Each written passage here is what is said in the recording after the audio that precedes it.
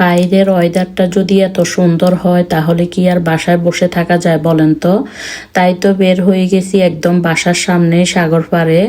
তো আপনাদের ভাইয়া হচ্ছে আবার বিকেলবেলা কাজে ঢুকবে, তো তার হাতে হচ্ছে ঘন্টা 1.5 ঘন্টা সময় ছিল।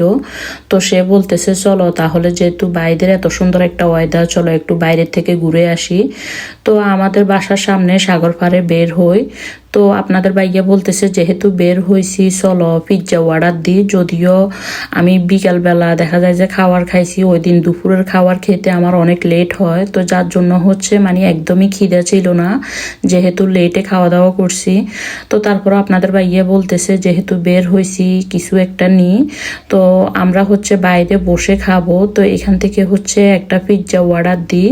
তো আপনাদের ভাইয়া হচ্ছে এখান থেকে মানে কুয়াত্তর ফরমাইজ অর্ডার দেয়, সাথে হচ্ছে সেশিও অর্ডার দেয়। তো আমরা হচ্ছে বাইরে বসে খাই, আসলে এগুলা বাইরে বসে খাওয়ার মজাই আলাদা।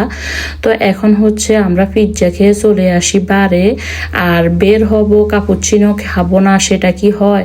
তো এদিকে হচ্ছে কফি খেয়ে কর্নেত্ত খেয়ে এখন আপনাদের ভাইয়া হচ্ছে মানে কাজে জয়েন করবে। যদিও এটা হচ্ছে একদম সামনের গেট, তাদের রেস্টুরেন্টটা হচ্ছে ভিতরে, আর তাদের ভিতরের রেস্টুরেন্টটা দেখতে এত সুন্দর মাশাআল্লাহ, একদম সাগরের মাঝখানে। তো আপনাদের ভাইয়ের কাছে অলওয়েজ একটা চাবি থাকে, সব সময় একটা চাবি তার কাছে থাকে, একটা চাবি তাদের মালিকের কাছে থাকে। তো যে কোনো টাইমে আপনাদের ভাইয়া কাজে ঢুকতে পারে।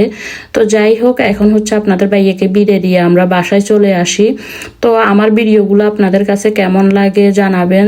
ভিডিওটি যদি ভালো লাগে সবাই লাইক কমেন্ট শেয়ার দিয়ে সাথে থাকবেন। আজকের ভিডিওটি এখানেই শেষ করতেছি। সবাই ভালো থাকেন, সুস্থ থাকেন, আল্লাহ হাফেজ।